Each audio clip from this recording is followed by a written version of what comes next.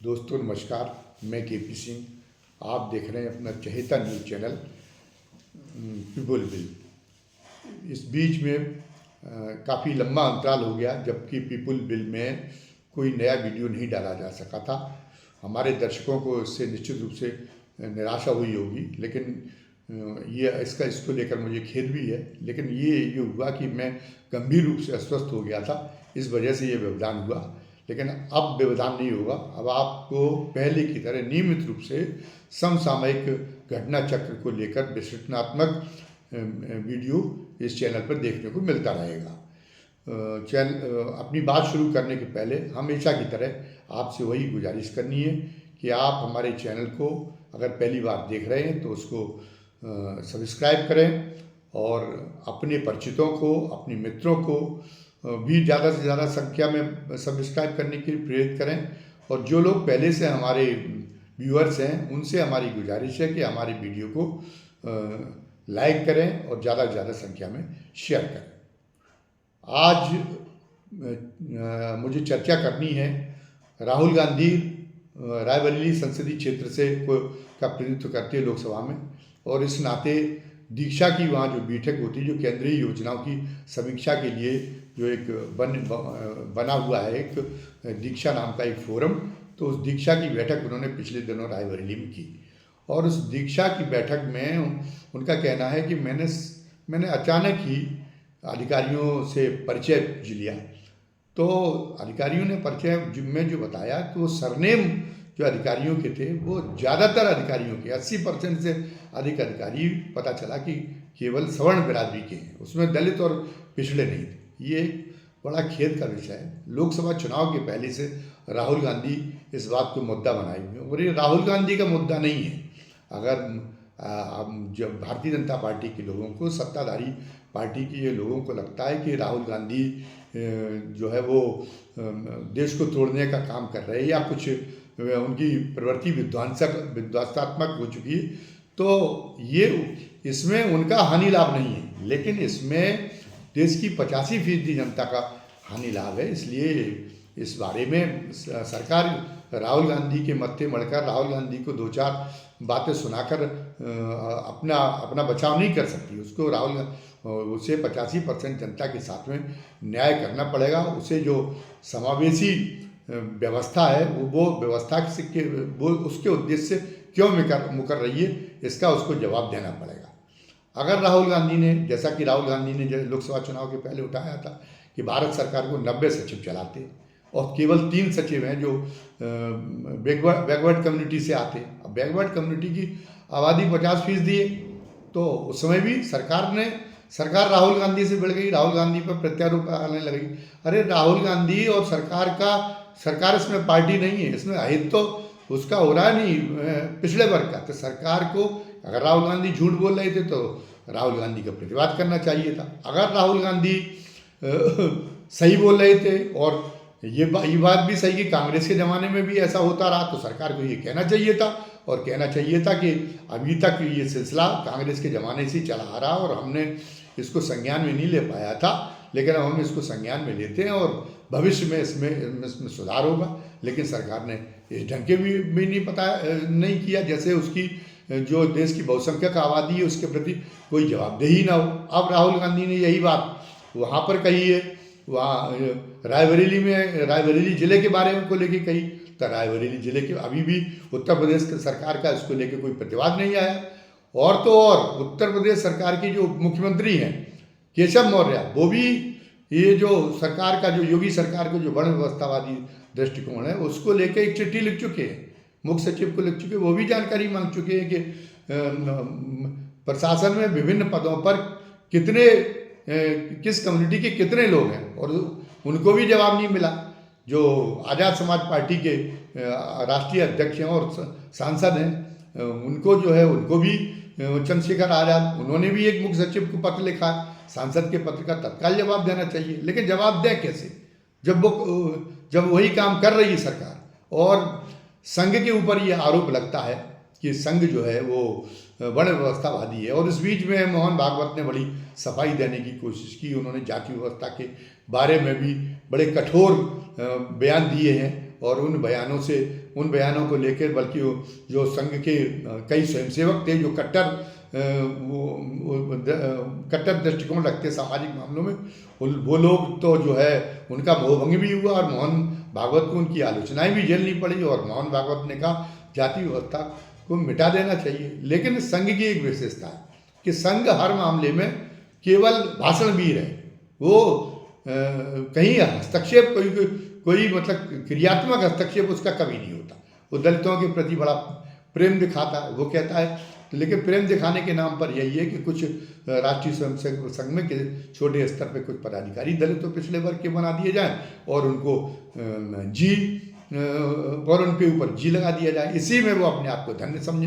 बाकी स्थिति ये कि 80 साल के और 90 साल के बुजुर्ग को भी संस्कार के नाम पे उसको भी बाध्य किया जाता है कि वो जो बड़ी जातियां हैं, जो प्रभावशाली जातियां रही हैं, उसके 20 साल के और 15 साल के तो क्या बल्कि 5 साल के लड़के के भी चरण स्पर्श करें। और चरण स्पर्श अभिवादन का एक तरीका नहीं है। चरण स्पर्श अभिवादन का तरीका होता तब तो ठीक था, तब तो ये था कि छोटे को बुजुर्ग का सम्मान करना चाहिए, या जो कोई धार्मिक पीठ पर बैठा है और मान लीजिए कोई किसी व्यास पे पीठ पे बैठा है, कोई रामचरितमानस का पाठ कर रहा है, कोई पूजा करा रहा है, तो किसी भी उम्र का हो, वो उस समय उसकी स्थिति बदल जाती, तो उस नाते एक बड़ी उम्र का कोई चरण स्पर्श कर सकता है। लेकिन सहज सामाजिकता में उसको किया जाए तो ये तो एक उसको मनोबल कराने का प्रयास है, उस बहुसंख्यक आबादी को ये एहसास कराने का प्रयास है। ये कोई अभिवादन का तरीका नहीं है, ये तो उपनिवेशवादी दृष्टिकोण को मंतव्य करने का, उसको पुष्ट करने का एक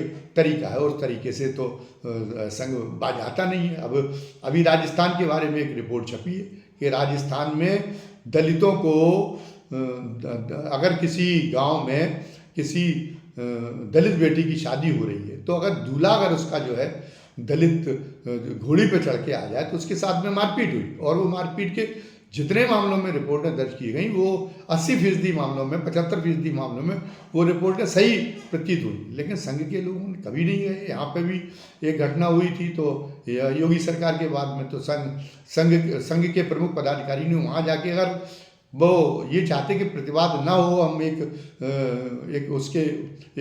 वर्ग संघर्ष का आधार उसको न बनने देते, कम से कम उन्हें सवर्ण बिरादरी के लोगों को समझाने के लिए तो जाना चाहिए था कि एक मानवीयता का तकाजा ये कि हमारे गांव में किसी भी जाति की, किसी भी बिरादरी की दूल्हे की बारात आई हो तो हम बड़ी खासी खुशी से उसका स्वागत करें और उसमें शरीक हों। हम ये उसको बाध्य न करें, वो ये माने कि हमारे गाँव में आई है बारात, तो वो अगर दलित भी है तो ये माने कि दलित भी वो गांव का दूल्हा है, और गांव के दूल्हा को जैसा दूल्हा का सम्मान किया जाता है, जैसे दूल्हे का आदर किया जाता है, शादी के दिन तो दूल्हा हीरो होता था, जैसे आप अपनी बिरादरी की करते हैं वैसे ही करते हैं। संघ ने शायद अगर ये कोशिश की होती तो हो सकता है कि शायद लोगों की मनोवृत्ति बदलती होती, लेकिन संघ की ये जो उदारता का ये प्रदर्शन है, ये एक खोखला बन के रह गया जब संघ हस्तक्षेप नहीं करता। और कहा यह जाता कि योगी आदित्यनाथ तो संघ के बहुत चहेते हैं, और हिंदू दृष्टिकोण को जो है न वो उनके जो हिंदू प्रभुत्व की जो एक आकांक्षा है, संघ का जो एक उद्देश्य है, उसको फलीभूत करने में बहुत ज़्यादा योगदान दिया, उन्होंने बहुत योगदान दिए दे रहे। और योगी जी ने इस बीच में एक नया नारा भी चलाया है कि बटोगे तो कटोगे, एक रहोगे तो अनेक रहोगे। बड़ा अच्छा नारा है, हिंदुओं को ही कम से कम एकता हो जाए, अच्छा है, स्वागत योग्य है। हिंदू इस हिंदुस्तान की बहुसंख्यक आबादी, लेकिन क्या कोई कौम अपमानित होके, कोई कौम मतलब इस तरह से तिरस्कृत होके कोई कौम आपके साथ में रहनी चाहिए? आप कहते हैं कि जो लोग जातिगत जनगणना की बात उठा रहे हैं, जो लोग पता चला कि उनको जनसंख्या के अनुपात में शासन प्रशासन में भागीदारी देने की बात कर रहे, वो लोग देश को बांटने की बात कर रहे हैं। अरे देश बटा रहा इसी जातिवादी दृष्टिकोण की वजह से। इसीलिए तो यहाँ पर मुट्ठी भर विदेशी आए और उन्होंने यहाँ के लोगों को हरा के यहाँ पे शासन किया। अगर ऐसा नहीं होता, अगर तो क्योंकि बाकी तो आप देखते थे कि उनको तो आप कोई महत्व देते नहीं थे, उनको कोई पद का अधिकार दिया नहीं था, बहुसंख्यक आबादी को शिक्षा का अधिकार आपने दिया नहीं था, संपत्ति का अधिकार दिया नहीं था। तो वो ये कहते थे कि चाहे विदेशी आ जाए और चाहे देशी आ जाए, हमें तो एक गुलामों की तरह रहना है, दासों की तरह रहना है, तो हमारी सेहत पे क्या पड़े होगा, कोई हो निरप हमें का हानि। तो इसीलिए कि बहुसंख्यक जनता ने यहाँ का प्रतिकार नहीं किया। और ये मोहम्मद बिन कासिम जब आया था, ऐसा भी नहीं है कि नहीं आपका ये सिद्धांत वैज्ञानिक आज की आधुनिक विज्ञान की दृष्टिकोण से तो आपका ये सिद्धांत गलत साबित हो ही चुका है कि कोई नस्ल के आधार पे कोई श्रेष्ठ, कोई बाहुबली, किसी भी चीज़ में कोई विशिष्ट नहीं हो सकता। जन्मना कोई चीज़ नहीं हो सकता कि वो उस नस्ल का है, उस परिवार का, उस जाति का है। वो तो जो है जो एक बहुत ही पता चला रिक्शे वाले के यहाँ पे एक ऐसा होनहार लड़का पैदा हो सकता है कि वो आईएएस में टॉप कर जाए। और इसी तरह से बल के मामले में मोहम्मद बिन कासिम यहाँ के एक रामचंद्र नाई को एक बालक के रूप में लेके गया था। फिर बाद में जो है यहाँ पे वो सूबेदार बना के गया था। उन सूबेदारों ने जो विद्रोह कर दिया तो अच्छे लोग नहीं दबा पाए। उन सूबेदारों का विद्रोह दबाने के लिए उसने रामचंद्र नाई को ही भेजा। वो नाई समाज में होते हुए भी बहुत बहादुर साबित हुआ था। और एक जमाना तो ये था कि जब वर्ण व्यवस्था प्रकाश में नहीं आई थी तो इतना बड़ा हिंदुस्तान में चक्रवर्ती शासन था। महापद्म नंद का वो महापद्म नंद तो नाई वंश का ही था। लेकिन क्या आज आप नाई वंश को कोई शासन प्रशासन में कोई एक अधिकार शासन प्रशासन में उच्च स्थान देने की हिमायत आप कर पाएंगे? शोभा के पदों पर आप भले ही बैठा दें जहाँ कोई अधिकार नहीं है, और हो सकता है कि वो सर्वोच्च पद पर हो, वहाँ पर आप किसी हाशिए पर पड़े हुए किसी वर्ग को बैठा दें। इसलिए क्योंकि वो कृतार्थ होगा और वो भी बैठाएंगे आप ऐसे व्यक्ति को जिसके अंदर जो अपना कोई साहस नहीं होगा, कोई अपना उसका इसके अंदर कोई बहुत आत्मबल नहीं होगा, अपना कोई स्वतंत्र उसकी कोई चेतना नहीं होगी। स्वतंत्र चेतना वालों को तो बिठा के देख चुके हैं। वो जब भारतीय जनता पार्टी की सरकार पूर्ण बहुमत में नहीं होती थी केंद्र में और उत्तर प्रदेश में सरकार चल रही थी, तो यहाँ सूरज भान को गवर्नर बनाया गया था। तो सूरज भान को जो कटु अनुभव हुए तो उस समय के उसमें दर्ज है समाचारों में किस ढंग से उनका मुख्यमंत्री का विवाद चलता था इसी बात को लेके कि सूरज भान स्वतंत्र चेता थे और वो अपने समाज के साथ में जो भेदभाव हो रहा था उसके प्रति वो मुखर हो जाते थे। तो ये इस बात को उनको सूरज भान को बर्दाश्त नहीं किया जाता। और अब जो उन्होंने शोभा के पद बैठाए हैं, शोभा के पदों पर जिनको सर्वोच्च पद कहा जाता है, लेकिन वो शोभा के पद हैं, वो कोई अधिकार नहीं रखते। उन पर जो बैठा दी थी उनने कभी ये कोई के आर नारायण की तरह कोई साहस नहीं दिखाया। जैसे के आर नारायण जब राष्ट्रपति थे तो उन्होंने अटल जी की जब सरकार चल रही थी तो जो एक 26 जनवरी के दिन जो पारंपरिक एक राष्ट्र के नाम संबोधन आता है एक दिन पहले, तो उसमें उन्होंने कहा था संविधान के बारे में उस समय बात उठ रही थी कि संविधान हमारा जो है उसमें खामियां हैं, इसकी वजह से देश की व्यवस्था अच्छी नहीं चल रही। तो के आर नारायण ने उसमें कह दिया था कि कमी संविधान में नहीं है, संविधान को लागू करने वाले में कमी है। और ये बाबा साहब तभी कह गए थे कि चाहे जितना अच्छा संविधान कोई बना ले, लेकिन अगर लागू करने वालों के मन स्वच्छ नहीं है तो वो संविधान और वो उनके अंदर नीति नहीं है तो वो संविधान कोई भी संविधान सफल नहीं हो सकता। तो ये उन्होंने बात कर दी, ये बात कह दी थी। लेकिन भारतीय जनता पार्टी तो उन्हीं लोगों को छांट के बनाती जो जिनके मुंह में जुबान नहीं होती, तो उससे ये काम चलने वाला नहीं। तो मेरे कहने का मतलब है, मैं वही पे आता हूँ कि हो सकता है कि रायबरेली में संयोग हो कि सारे सवर्ण हो गए हो, तो फिर संयोग है तो कहीं ऐसा भी संयोग होना चाहिए। रायबरेली नहीं कहीं, बल्कि मैं कहता हूँ उत्तर प्रदेश के 10 जिलों में यही स्थिति है कि 10 तहसीलों में जहाँ सारे प्रमुख पदों पर सारे प्रशासनिक प्रमुख पदों पर सवर्ण जाति के ही अधिकारी बैठे हुए। और अगर संयोग होता तो फिर कोई जिला ऐसा भी होना चाहिए था। योगी जी बताएं कि कोई ऐसा जिला है जहां सारे प्रमुख पदों पर पिछड़े वर्ग के अधिकारी हों या सारे प्रमुख पदों पर दलित वर्ग के अधिकारी हों। योगी जी आप एक बनोगे तो नेक बनोगे की बात कह रहे तो ये तो जो आपका तरीका है ये तो एक बनाने वाला तरीका नहीं। आप तो उसी भावना से वशीभूत हैं जो ये मानती है कि नहीं ये तो अगर कोई दलित जाति में पैदा हो गया, अगर कोई पिछड़ी जाति में पैदा हो गया तो वो सत्यनिष्ठ नहीं हो सकता वो जो है वो क्षमतावान नहीं हो सकता। इस रवैये को बदला जाएगा। इसीलिए लोग संघ के आने पर आशंकित रहते हैं कि अगर संघवादी विचारधारा एक हो गई तो अभी तो फर्स्ट पेज है जहाँ पे आपने जैसे भी बने हुए हों या ओरिजिनल हों, लेकिन आपने एक पिछले वर्ग के प्रधानमंत्री को बना दिया है जो सुग्रीव की तरह, मतलब और उसके विभीषण की तरह, मतलब बहुत ही आपकी वर्ण व्यवस्थावादी जो वर्ण व्यवस्था के किले को मजबूत करने में बड़े स्वामी भक्ति भाव से काम कर रहा है। लेकिन अभी एक एक ये है कि जो आपकी मानसिकता झलकती है उससे तो ये लगता है कि ये तो आपका एक संक्रमण काल है, तो आपने एक आपात धर्म के नाते एक आपने ये स्थिति अभी स्वीकार की। लेकिन अंततोगत आप उसी स्थिति पर जाना चाहते हैं जहाँ पर जो है अधिकार वाले सारे पद केवल उन्हीं लोगों के लिए आरक्षित हों जो आपकी वर्ण व्यवस्था में जो उच्च जातियाँ कही गई हैं। ये ठीक नहीं है। और आधुनिक युग के जो मानवीयता के जो श्रेष्ठता के मापदंड तय हुए हैं, ये भावना उसके तो अनुकूल है ही नहीं।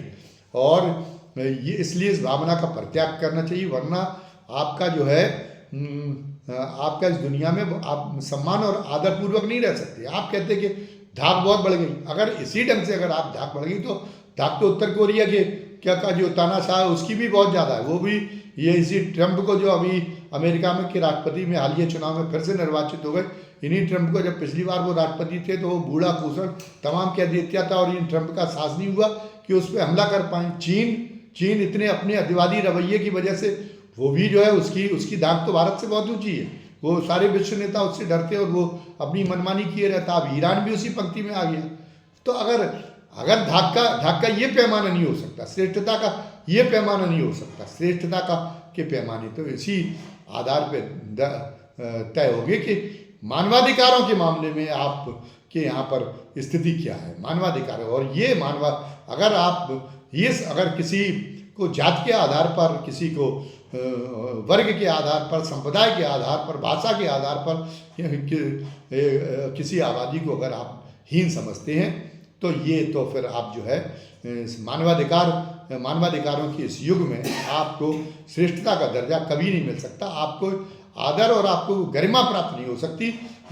धाक तो मैंने बताया कि धाक तो बहुत पागल देशों की, आप भी उसमें हमारा भारत शुमार हो, ये एक सच्चा भारतवासी कभी भी इस बात को पसंद नहीं करेगा, कभी भी इस बात को सहन नहीं करेगा। तो मैं ये चाहूँगा कि राहुल गांधी की भी बखिया उधेड़ने के कई जो है आपके पास में आपके तर्कस में तमाम सारे तीर होंगे। राहुल गांधी को भी उन तीरों निकाल के छत विक्षत कर डालिए। उनकी कांग्रेसी सरकार की कई कमियां रह रही हों, लेकिन जहाँ तक मामला आपकी बहुसंख्यक आबादी के प्रति आपकी जवाबदेही का, उस जवाबदेही को निभाइए। योगी सरकार इसमें हमारी अपेक्षा ये है कि योगी सरकार जो है इस मामले में एक सच्चा एक रहोगे की भावना को सच्चे रूप में फलीभूत करने के लिए इस स्थिति में सुधार करें। वो जो है उत्तर प्रदेश में जिलों के प्रशासन में, राज्य स्तर के प्रशासन में, राज्य मुख्यालय के प्रशासन में वो जो है वो एक समावेशी जो है वो व्यवस्था को लाएं और बल्कि अपनी मंत्रिमंडल में भी लाएं। मंत्रिमंडल में महत्वपूर्ण विभाग दलित और पिछड़े जाति के लोगों के पास में होना चाहिए। वो इस स्थिति में अगर वो सुधार नहीं लाते तो वो हिंदू समाज का, वो चाहे मन में भावना चाहे जितनी रखें कि वो हिंदू समाज का भला कर रहे, लेकिन वो हिंदू समाज का उनके जरिए अनर्थ करने का काम हो जाएगा। बस आज की वीडियो में इतना ही। धन्यवाद। जय हिंद, जय भारत।